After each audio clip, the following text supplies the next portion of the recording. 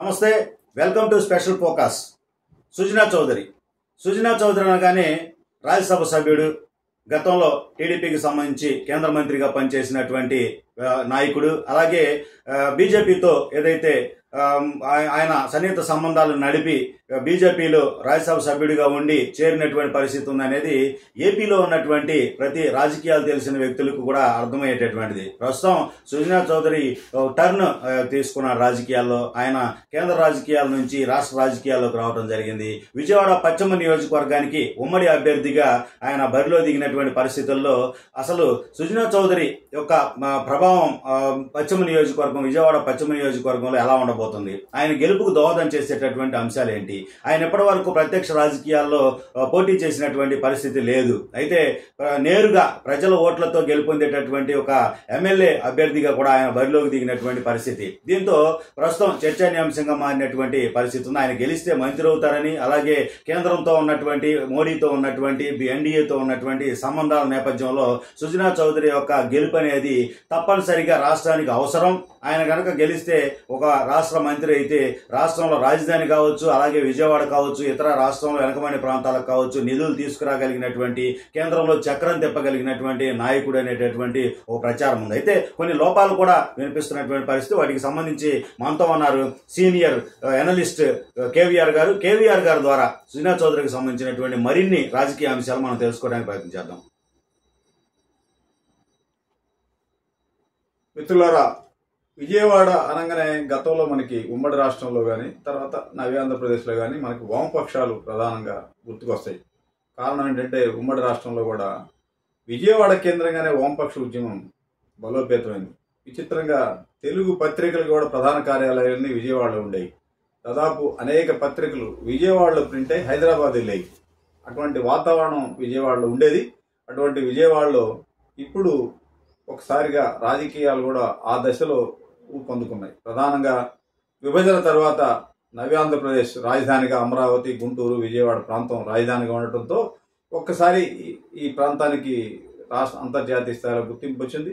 2014-19 మధ్య ముఖ్యమంత్రిగా చంద్రబాబు నవ్యాంధ్రప్రదేశ్ తొలిసారిగా ప్రధాన ముఖ్యమంత్రి అయిన తర్వాత ఈ ప్రాంతాన్ని రాజధానిగా ప్రకటించడం, రాజధాని అమరావతి ప్రధాని మోడీ ఇక్కడ శంకుస్థాపన చేయడం, ఇటువంటి అన్ని రకరకాల కారణాలతో దీనికి గుర్తింపు వచ్చింది. ఈ విజయవాడ నియోజకవర్గాల పునర్విభజన తర్వాత 3 నియోజకవర్గాలు. గతంలో విజయవాడ 2 ఉండేది. పునర్విభజన తర్వాత పక్కన ఉన్నటువంటి కంకిపాడును రద్దయి 3 నియోజకవర్గాలుగా మారింది. ఇప్పుడు తెలుగుదేశం 2 చోట్ల పోటీ చేస్తుంది. మిత్రపక్షాల పొత్తులో భాగంగా విజయవాడ పశ్చిమని జనసేనకు కేటాయించారు. ఆ తర్వాత జరిగిన పరిణామాల్లో జనసేన ఈ సీట్ని బీజేపీకి ఇచ్చింది. అంటే సుజనా చౌదరి, యలమంచిల వెంకటేశ్వరరావు చౌదరి వరఫ్ సుజనా చౌదరి, అంటే ఆయన కంపెనీ సుజనా అనే కంపెనీ పేరుతో సుజనా చౌదరిగా గుర్తింపు ఉంది. ఆయన 2 సార్లు టీడీపీ రాజ్యసభ సభ్యుడిగా 12 ఏళ్లు పనిచేశాడు. విభజన సమయంలో రాజ్యసభలో డిబేట్లు పూర్తయ్యే వరకు రోజు సీఎం రమేష్, సుజనా చౌదరి ఇద్దరు రోజు నిలబడి విభజన వ్యతిరేకిస్తా ప్లే కార్డులు పట్టుకొని దానికి వ్యతిరేకంగా పోరాడినటువంటి చరిత్ర ఉంది. ఇటువంటి సుజనా చౌదరి ఆ తర్వాత 2014 విభజన తర్వాత జరిగిన పరిణామాల్లో తెలుగుదేశం పార్టీలో కీలక నేతగా అసెంబ్లీ అభ్యర్థులు, ఎంపీ అభ్యర్థుల్ని టికెట్లు ఇప్పించడం, ఎంపిక చేసేటువంటి కీలక స్థానంలో ఉన్నాడు. అప్పట్లో సీఎం రమేష్, సుజనా చౌదరి, నారాయణ విద్యాసంస్థల చైర్మన్ నారాయణ, ఇలా ముగ్గురే సీట్లు ఎంపిక అంతా కూడా జరిగిందని చెప్తూ ఉంటారు. ఇటువంటి సంబంధించిన అంశాలు మనం ఈరోజు ప్రధానంగా చర్చిద్దాం. ముందుగా మీరు మా ఛానల్ సబ్స్క్రైబ్ చేయవలసింది కోరుతున్నాం. ఇప్పుడు విజయవాడలో అంటే బీజేపీ అలయన్స్లో 6 లోక్సభ, 10 అసెంబ్లీ సీట్లు తెలుగుదేశం ఇలా కేటాయించింది. దీంతో ఎంపీ అభ్యర్థిగా బరిలో అంటే ఏలూరు సీట్లో ఏలూరు ఎంపీగా పోటీ చేయాలని భావించినటువంటి సుజనా చౌదరికి ఏలూరు బీజేపీ అలయన్స్లో రాలేదు. దాంతో ఆయన ఒక దశలో ఒంగోలు నుంచి కానీ నర్సరావుపేటలో కానీ అలయన్స్లో తీసుకొని పోటీ చేయాలని కూడా ప్రయత్నాలు చేశారు. ఒక దశలో అసలు గుంటూరే జయదేవ్కి పోటీ చేయాలి కానీ సుజనా చౌదరి పోటీ చేస్తాడని కూడా ఊహాగానాలు వినిపించినాయి. సరే, ఏదైనా కానీ కారణాలు ఏమైనా కానీ ఆయనకి సీట్ రాలేదు. అసలు విజయవాడ సీటే కావాలని కోరతాడని కూడా అనుకున్నారు. బీజేపీలో ఉన్న సీనియర్ నాయకుల్లో అటు మాజీ సీఎం కిరణ్ కుమార్ రెడ్డి, రాష్ట్ర అధ్యక్షురాలు పురంధరేశ్వరి, సీఎం రమేష్ ఇట ఉన్న నాయకులకి రకరకాలుగా సామాజిక వర్గాల దృష్టిలో పెట్టుకుని సీట్ల కేటాయింపులో భాగంగా కమ్మ సామాజిక వర్గానికి చెందినటువంటి సుజనా చౌదరికి ఎంపీ టికెట్ ఇవ్వలేకపోయింది ఆ పార్టీ. దీంతో సుజనా చౌదరి వెంటనే తన వ్యూహాన్ని మార్చుకొని తాను అసెంబ్లీకి బరిలో ఉంటానని చెప్పని బీజేపీ కేంద్ర నాయకత్వంతో ఒత్తిడి తీసుకొచ్చి మొత్తం మీద పవన్ కళ్యాణ్ని ఒప్పించి విజయవాడ పశ్చిమ జనసేన కేటాయించినటువంటి సీట్ని సుజనా చౌదరి పోటీ చేసి పట్టుబట్టి సీట్ సాధించారు. ఇది కింద స్థాయిలో ఉన్న వాతావరణం. ఈ సీటు ఆశించి అలయన్స్లో తెలుగుదేశం అలయన్స్లో జనసేనకు వస్తే పోతిన మహేష్ 2019లో పోటీ చేసి ఓడిపోయినటువంటి అభ్యర్థి తిరిగి పోటీ చేయడానికి గ్రౌండ్ వర్క్ చేసుకోవటం, అలయన్స్లో వాళ్ళకి రావటం, బీసీ నగర సామాజిక వర్గానికి చెందినటువంటి పోతిన మహేష్ పోటీ చేయడానికి అన్ని ఏర్పాట్లు చేసుకున్న దశలో చివరి దశలో సుజనా చౌదరి అడ్డుపట్టడంతో ఆ వర్గానికి చెందినటువంటి మహేష్ కొన్నాళ్ళు మౌనం పాటించి 2 రోజుల క్రితం పవన్ కళ్యాణ్ని నేరుగా టార్గెట్ చేసి విమర్శలు గుప్పించడం. ఈరోజు ఆయన మన చెల్లూరుపేట దగ్గరలో ముఖ్యమంత్రి జగన్ సమక్షంలో వైకాపాలో తీర్థం పుచ్చుకున్నాడు. దీంతో ఇప్పుడు అక్కడ సుజనా చౌదరి శాసనసభ్యుడిగా పోటీ చేయడానికి, ఆడ అసలు నామినేషన్ వేయడానికి, అక్కడ ఎన్నికల క్యాంపెయిన్ నడపడానికి కావాల్సినటువంటి హర్డిల్స్ని పరిష్కారం చేసుకునే దశలో ఉన్నాడు. ఇంకా నియోజకవర్గంలో తిరిగి పూర్తి స్థాయిలో అంతా గ్రౌండ్ వర్క్. ఒకవైపు సీటు ఖరారైన వెంటనే లోకేష్తో సంప్రదింపులు జరిపారు. మరోవైపు నాదెండ్ల మనోహర్ జనసేన ద్వితీయ శ్రేణి 2వ స్థాయి నాయకుడితో చర్చలు జరిపి పవన్ కళ్యాణ్తో 3 రోజుల క్రితం భేటీ అయ్యారు. అక్కడ ప్రధానంగా విజయవాడ పట్టణంలో ఉన్నటువంటి తెలుగుదేశం నాయకులతో మేరా, తర్వాత బుద్ధా వెంకన్న ఇటువంటి నేతలతో కూడా చర్చలు జరిపి ఇప్పుడు ఆ నియోజకవర్గంలో పోవటానికి ఒక గ్రౌండ్ వర్క్ ప్రిపేర్ చేసుకుంటా ఉన్నాడు. ఆయన అసలు మరి ఎమ్మెల్యేగా ఎందుకు పోటీ చేస్తున్నాడని చాలామంది ఇప్పటికి కూడా అసలు ఆయన స్థాయి ఏంటి ఎమ్మెల్యే పోటీ చేయటువంటి. కేంద్రంలో బీజేపీ అలయన్స్లో తెలుగుదేశం అలయన్స్లో ఉన్న సమయంలో కేంద్ర సహాయ మంత్రిగా పనిచేశాడు. అశోక్ గజపతిరాజు కేబినెట్ మంత్రిగా ఉన్న సమయంలో సుజనా చౌదరి సహాయ మంత్రిగా ఉన్నారు. సరే 2019లో ఓడిపోయిన తర్వాత సుజనా చౌదరి నాయకత్వంలోనే 4 రాజ్యసభ సభ్యులు బీజేపీలో చేరారు. ఆ సందర్భంగా సుజనా చౌదరి పార్లమెంటరీ పార్టీని మొత్తం కూడా మేము బీజేపీలో కలుపుతున్నామని లెటర్ ఇస్తే కనకమేడల రవీంద్ర దాన్ని వ్యతిరేకిస్తా, నేను లేదు నేను తెలుగుదేశంలో ఉంటాను, ఆ లెటర్ చెల్లదు అని చెప్పి లెటర్ ఇచ్చి ఆయన టర్మ్ అయిపోయేదాకా కూడా తెలుగుదేశం ఎంపీగా ఉన్నాడు. ఆ సందర్భంగా తెలుగుదేశం అధిష్టాన వర్గం తెలుగుదేశం క్యాడర్కి సుజనా చౌదరి మధ్య చాలా గ్యాప్ వచ్చింది. 2 సార్లు మనం అవకాశం ఇస్తే పార్టీని వెన్నుపోటు పొడిచి ఈ విధంగా మన పార్టీని పార్లమెంట్లో లేకుండా చేస్తాడన్నట్టు అసంతృప్తి చాలా వచ్చింది. ఆయన ఆధ్వర్యంలోనే సీఎం రమేష్, టీజీ వెంకటేష్, గరిపాటి మోహన్ రావు, 4 రాజ్యసభ సభ్యులు పార్టీ నుంచి వెళ్ళిపోయారు. సరే పార్టీ నుంచి వెళ్ళిపోయినా కూడా వాళ్ళ పని వాళ్ళు చూసుకుంటే వాళ్ళ టర్మ్ అయిపోయింది. అయిపోయిన తర్వాత 2019 నుంచి 24 మధ్య జరిగిన పరిణామాల్లో రాజధాని మార్పు తర్వాత అనే అంశం తెర మీదకి వచ్చినప్పుడు రాజధాని అమరావతికి పూర్తి స్థాయిలో బీజేపీ అధిష్టాన వర్గం మద్దతు ఇవ్వలేదనేటువంటి అసంతృప్తి రాజధాని రైతుల్లో ఉంది.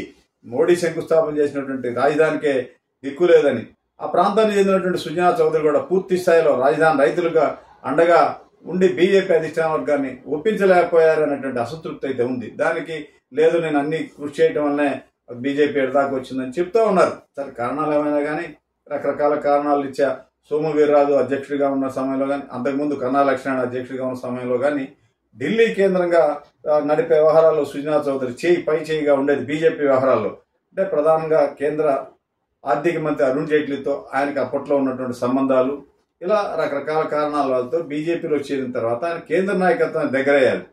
అదే సమయంలో రాష్ట్ర నాయకత్వానికి దగ్గర కాలేకపోయాడు. అటు సోము వీర్రాజు అధ్యక్షుడిగా ఉన్న సమయంలో సరైనటువంటి సంబంధాలు లేకపోవటం, ఇట్లా రకరకాల కారణాల వలన తర్వాత కేంద్రంలోనే జీవీఎల్ నరసింహరావు కీలక పాత్ర వహించడం, ఒక దశలో వీళ్ళంతా తెలుగుదేశం ఎంపీలుగా ఉన్న సమయంలో విభజన చట్టంలో ఉన్న హామీలను అమలు చేయడంలో బీజేపీ ఫెయిల్ అయిందని వీళ్ళంతా ఎంపీలతో సమక్షంలో బీజేపీ అధిష్టాన వర్గం దగ్గర ఆందోళన చేసిన సమయంలో అప్పట్లో టీడీపీలో ఉన్నటువంటి సీఎం రమేష్, సుజనా చౌదరి, టీజీ వెంకటేష్ వీళ్ళంతా ముందు వరుసలో ఉన్నారు. ఒక దశలో కేంద్ర రైల్వే మంత్రి విశాఖ జోన్ విషయం మీద రైల్వే మంత్రి ఛాంబర్ దగ్గర గొడవ జరిగితే జీవీఎల్ నరసింహరావు మీద వీళ్ళంతా కూడా విరుచుపడ్డారు. నీకే సంబంధం అసలు రాజ్యసభ సభ్యుడి, ఉత్తరప్రదేశ్ రాజ్యసభ సభ్యుడి, ఆంధ్రప్రదేశ్ వ్యవహారాలు ఎందుకు జోక్యం చేసుకుంటున్నామని విరుచుపడ్డటువంటి సందర్భాలు కూడా ఉన్నాయి. అవన్నీ గతంలో జరిగిన అంశాలు. సరే ఇప్పుడు ఆయన బీజేపీ తరఫున విజయవాడలో పోటీ చేస్తా ఉన్నాడు. ప్రధానంగా విజయవాడలో తెలుగుదేశం పార్టీ గద్దె రామ్మోహన్, బొండా ఉమామహేశ్వరరావు ఇద్దరిని బరిలో నిలబెట్టింది. మూడో స్థానాన్ని జనసేన కేటాయిస్తే సుజనా చౌదరి అభ్యర్థిగా బరిలో ఉన్నారు. అక్కడ ఇప్పుడు సుజనా చౌదరి బరిలో ఉంటే ఇటు ఎన్డీఏ తరఫున ఇద్దరు కమ్మ సామాజిక వర్గ ప్రతినిధులు అవుతారు. సుజనా చౌదరి పోటీ చేసే పశ్చిమలో కమ్మ సామాజిక వర్గం ఓట్లు ఏ మేరకు గణనీయంగా దశలో లేవు. మరి ఆయన స్థాయి ఉన్నత స్థాయి, కేంద్రంలో రాజ్యసభ సభ్యుడిగా, కేంద్ర మంత్రిగా, ప్రముఖ పారిశ్రామికవేత్తగా, రిజర్వ్ బ్యాంకులు వాళ్ళతో లావాదేవీలు నడిపేటువంటి స్థాయిలోని నాయకుడు అసెంబ్లీకి పోటీ చేయటం ఆశ్చర్యంగా ఉంది. సహజంగా సుజనా చౌదరి ఒక దశలో ఎమ్మెల్యేలు, ఎంపీ టికెట్లు అనేక మందికి తెలుగుదేశం పార్టీలో టికెట్లు ఇప్పించినటువంటి చరిత్ర ఉంది. అటువంటి నేత ఇవాళ ఎమ్మెల్యేగా ఎందుకు పోటీ చేస్తున్నాడు? గెలిస్తే మంత్రి అవుతాడు, రాష్ట్ర మంత్రి అవుతాడు అనేటువంటి ఊహాగానం. మరి రాష్ట్ర మంత్రి అంటే మరి కామినేని శ్రీనివాస్ అక్కడే ఉన్నాడు. మరి కామినేని శ్రీనివాస్కి ఇద్దరికి మంత్రి పదవులు వస్తాయా అనేది ఒక చర్చ అయితే సరే, ముందు గెలవాలి కదా. మరి ఆయన ఆ స్థాయి నాయకుడు ఈరోజు అసెంబ్లీ సెగ్మెంట్ పరిధిలో టీడీపీ, జనసేన, బీజేపీ ఈ ద్వితీయ శ్రేణి నాయకులతో కలిసి జర్నీ చేయటం అనేది ఒక పెద్ద టాస్క్గా ఉంది. సరే, సుజనా చౌదరి బీజేపీలో చేరినా కూడా క్షేత్రస్థాయిలోని బీజేపీ ద్వితీయ శ్రేణి నాయకులతో పెద్దగా సన్నిహిత సంబంధాలు లేవు. ఆయనకి అదంతా ఉన్నత స్థాయి కేంద్ర మంత్రులు, వెంకయ్య నాయుడు ఆ స్థాయిలో పెద్ద పెద్ద లీడర్లతోటనే చర్చలు జరిపేది. సరే, సోమువీర్రాజుని తొలగించి దగ్గుపాటి పురంధరేశ్వరిని రాష్ట్ర అధ్యక్షులుగా పెట్టిన తర్వాత పురంధరేశ్వరికి ఎవరితో సంబంధం లేకుండా నేరుగా కేంద్ర నాయకత్వంతో మాట్లాడేటువంటి అవకాశాలు ఉన్నాయి. 2 సార్లు పార్లమెంట్ సభ్యుడిగా లోక్సభకు ఎన్నికై కేంద్రంలో మన్మోహన్ సింగ్ క్యాబినెట్లో 10 ఏళ్లు మంత్రిగా పనిచేసినటువంటి అనుభవం అంతా ఉండటం, ఎన్టీ రామారావు కుమార్తెగా ఆమెకి గుర్తింపు ఉండడంతో ఎవరితో పని లేకుండా నేరుగా కేంద్ర బీజేపీ నాయకత్వంతో మాట్లాడే స్థాయి ఆమెకు ఉండడంతో అదే సామాజిక వర్గానికి చెందిన సుజనా చౌదరి అవసరం ఇప్పుడు రాష్ట్ర స్థాయిలో పెద్దగా లేదు. మరి ఇవన్నీ ఉన్నప్పుడు మరి రేపు పొద్దున ఏదైనా రాజ్యసభకు ఏదైనా పోవాల్సినోడు అసెంబ్లీకి రావటం ఏంటి? మరి ఆయన ఏ మేరకు ఎన్ని ప్రభావితం చేస్తారనేది ఉంది. అయితే విచిత్రంగా గతంలో విజయవాడ ఎంపీగా పనిచేసినటువంటి కేసీనేని నానితో సుజనా చౌదరికి మంచి సంబంధాలు ఉన్నాయి. ఇప్పుడు ఆ నాని వైసీపీలోకి వెళ్ళి ఆడ విజయవాడ వైసీపీ ఎంపీ అభ్యర్థిగా బరిలో ఉన్నారు. నాని సోదరుడు శివనాథ్ ఇప్పుడు టీడీపీ, బీజేపీ, జనసేన ఆ ఉమ్మడి అభ్యర్థిగా ఎంపీగా ఉన్నారు. ఇప్పుడు ప్రస్తుతం బుద్దా వెంకన్న, మీరా, శివనాథ్ ఇటువంటి టీడీపీ నేతలతో కలిసి సుజనా చౌదరి ఎన్నికల క్యాంపెయిన్ స్టార్ట్ చేశారు. మరి జనసేన సీట్ ఆశించినటువంటి మహేష్ ప్రధానంగా పవన్ కళ్యాణ్ని తీవ్రంగా విమర్శించి పార్టీ నుంచి వెళ్ళిపోయి జగన్ పార్టీలో చేరాడు. ఇక్కడ జగన్ వైకాపా అభ్యర్థిగా మైనార్టీ సామాజిక వర్గానికి చెందినటువంటి వ్యక్తికి ఇచ్చింది. ఇలా మరి ఒకవైపు వామపక్షాలు సిపిఎం వాళ్ళు ఇక్కడి నుంచి పోటీ చేస్తున్నారు. మరోవైపు మామూలుగా వైఎస్ రాజశేఖర రెడ్డి కుమార్తె షర్మిలాకు పీసీ అధ్యక్ష పదవి పగ్గాలు ఇచ్చిన తర్వాత విజయవాడ కేంద్రంగా కాంగ్రెస్ రాష్ట్ర కార్యకలాపాలు ఇక్కడి నుంచే ప్రారంభమయ్యాయి. కాంగ్రెస్ అభ్యర్థులు బరిలో ఉంటున్నారు. వీళ్ళందరినీ అధిగమించి సుజనా చౌదరి ఇక్కడ గెలుస్తారా, గెలవడానికి ఎంత వ్యయ ప్రయాసాలు పడాలనేది ఇప్పుడు పెద్ద టాస్క్గా ఉంది.